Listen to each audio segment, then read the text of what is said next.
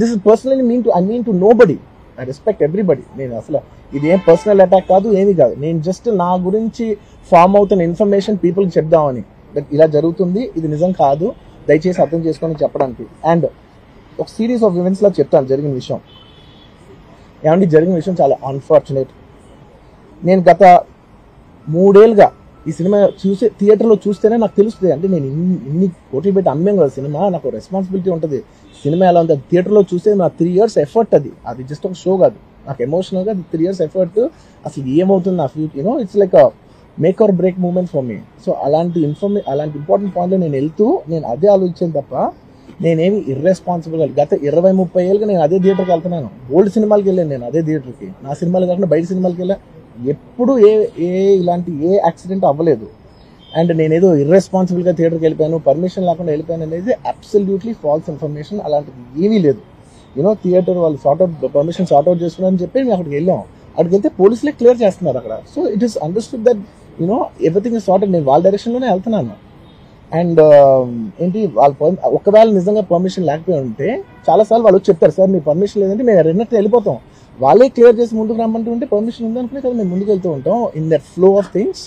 So నేను ఆ mind స్పేస్లోనే ఉన్నాను. అండ్ నేను చెప్పాల్సింది ఏంటంటే అసలు ఇక్కడ this a false allegation that there is a road show, ఏంటిది ప్రొసెషన్.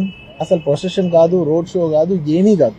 జస్ట్ థియేటర్ ఇక్కడ ఉన్నాను, అక్కడ theatre just couple of metres away, couple of yards away from the theatre. అది అసలు రోడ్ షో కాదు, ఏమీ కాదు. కార్ అలా వెళ్తూ ఆగిపోయింది. ఒక పాయింట్ తర్వాత ఎంత జనం కూడిపోతారంటే అండి, మీరు కనపడితే కానీ జనం వెళ్ళరు. బౌన్సర్లు కానీ ఎవరన్నా పోలీస్ కానీ అందరూ అడుగుతారు, సార్ మీరు ఒక్కసారి వేవ్ చేసాను సార్ వాళ్ళు వెళ్ళిపోతారంటే మేము మామూలుగా ఎప్పుడు బయటకు వచ్చి అందరికి వేవ్ చేస్తాం. అది నేనే కాదు, ఎనీ లీడర్, ఎనీ సెలబ్రిటీ ఎవరైనా అడగండి, మనం వేవ్ చేస్తేనే వాళ్ళందరూ జరుగుతారు. ఓకే చూసాం, ఒక సాటిస్ఫాక్షన్ ఉంటుంది, అప్పుడు they start moving away.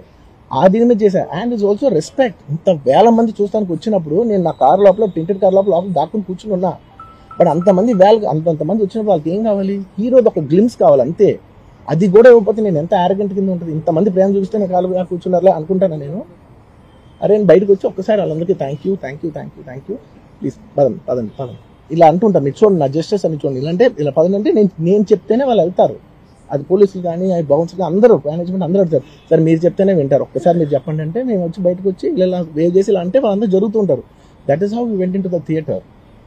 And థియేటర్కి వెళ్ళిన తర్వాత what I wanted to say is that there's a misinterpretation అనుకోండి, misinformation అనుకోండి, false information అనుకోండి, ఏమనుకోండి, it is no road show, it is no procession. Just థియేటర్కి వెళ్తుంటే జనాలు ఎక్కువ బయటకు వస్తే జస్ట్ వాళ్ళు వేవ్ చేసి మళ్ళీ లోపలికి వెళ్ళిపోయి మళ్ళీ థియేటర్ లోపలికి వెళ్ళిపోయాం. అండ్ థియేటర్ లోపల మేము సినిమా చూసి కొంచెం సేపుకి, సార్ నా వర్క్ అసలు ఏ పోలీసు కానీ ఎవ్వరూ నాకు వర్క్ అసలు నన్ను కలవలేదు, నాతో ఏం చెప్పలేదు. నాకు చెప్పిందల్లా అది పైగా మా మేనేజ్మెంట్ సైడ్ నుంచి వాళ్ళు మా వాళ్ళు వచ్చి చెప్పింది ఏంటంటే, సార్ బయట ఓవర్ క్రౌడ్ అవుతుంది, మీరు దయచేసి వెళ్ళిపోండి అని చెప్పారు. వాళ్ళ పోలీసు వాళ్ళందరూ బయట చాలా మంది ప్రాబ్లం అవుతుంది సార్, ఓవర్ క్రౌడ్ అవుతుంది, మీరు వెళ్ళిపోండి అంటే నేను వెళ్ళిపోయా. సినిమా స్టార్టింగ్ కొంచెంసేపు నేను వెళ్ళిపోయా. నేను మా వైఫ్ అందరూ మేము బయటకు వచ్చాము అంతే. నాకు అసలు ఆ తర్వాత నెక్స్ట్ డే నాకు తెలిసింది ఒక లేడీ ఇలా ఉందంట, కళ్ళు తిరిగి పడిపోయిందంట, ఆ తర్వాత ఆవిడ పాపం చనిపోయిందంట, ఇలా కిడ్ ఉన్నాడు అంటే నేను షాక్లో గురయ్యా.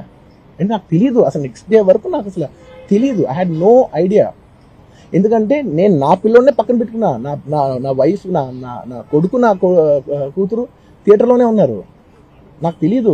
నిజంగా అలా జరిగి ఉంటే, నాకు తెలిసి ఉంటే నేను వాళ్ళు తీసుకుని వెళ్ళిపోతాను కదా, మినిమం కదా, ఎవరైనా వాళ్ళ పిల్లలు వాళ్ళు తీసుకుని వెళ్ళిపోతారు కదా. నాకు తెలియని కూడా తెలియదు. సరే పిల్లలు వాళ్ళు చూసుకుంటారు, మనం వెళ్ళిపోతే క్రౌడ్ క్లియర్ అయిపోతే, ప్రాబ్లమ్ సాల్వ్ అయిపోతే నేను వదిలేసి వెళ్ళిపోయా. అలాంటిది నాకు తెలిసి కూడా నేను సినిమా చూస్తున్నాను, ఇలాంటి ఫాల్స్ అలిగేషన్స్ వస్తే చాలా బాధ వేస్తుంది. పిల్లలు ఉన్నారు సార్, పిల్లలు వదిలేసి వెళ్ళిపోతాను నేను.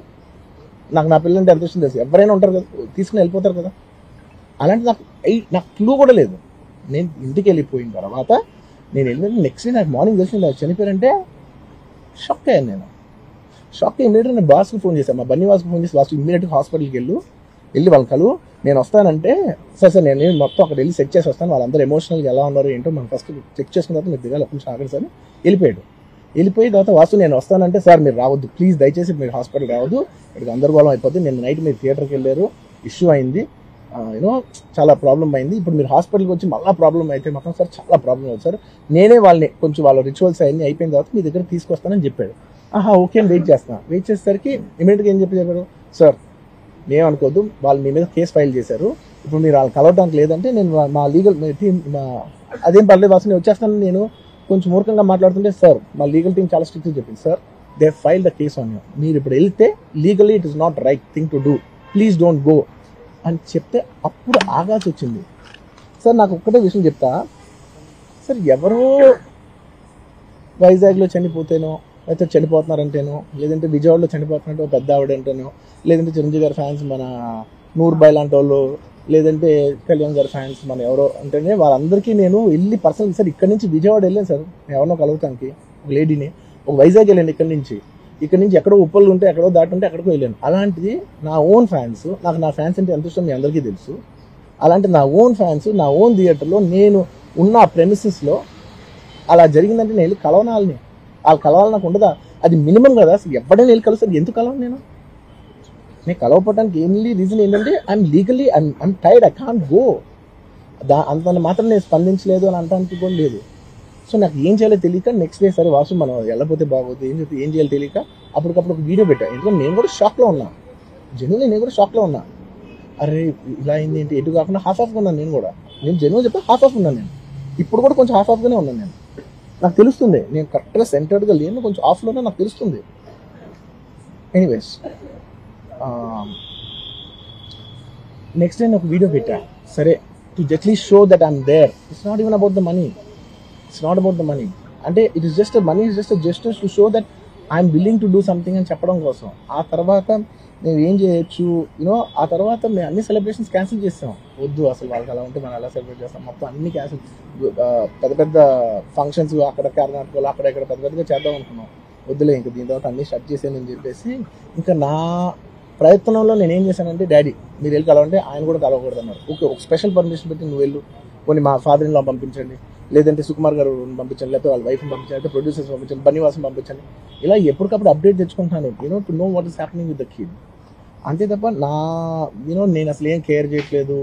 ఇలా కొన్ని ఫాల్స్ ఎలిగేషన్స్, క్యారెక్టర్ అసాసినేషన్ మాటలు వచ్చాను మాత్రం చాలా బాగా వేస్తాను. నేను ఎన్నైనా తీసుకోగలను, నన్ను నమ్మండి, మీ అందరూ తెలుసు ఐఎమ్ స్ట్రాంగ్ పర్సన్, నేను చాలా ఫేస్ చేస్తాను, నేను తీసుకోగలను, నేను తట్టుకోగలను. కానీ ఇలాంటి అన్నప్పుడు మాత్రం ఇంత లో పాయింట్లో ఇట్స్ జెన్యున్లీ లో పాయింట్, నాకు జెన్యున్లీ ఇట్స్ అ లో పాయింట్. నేను సినిమా చేసేదే మీరు థియేటర్కి వచ్చి ఎంజాయ్ చేయాలని, అలాంటి థియేటర్లు ఇంత మిస్హ్యాప్ అయితే ఎంత బాధపడతాను నేను. What I want to say is it's a very unfortunate accident.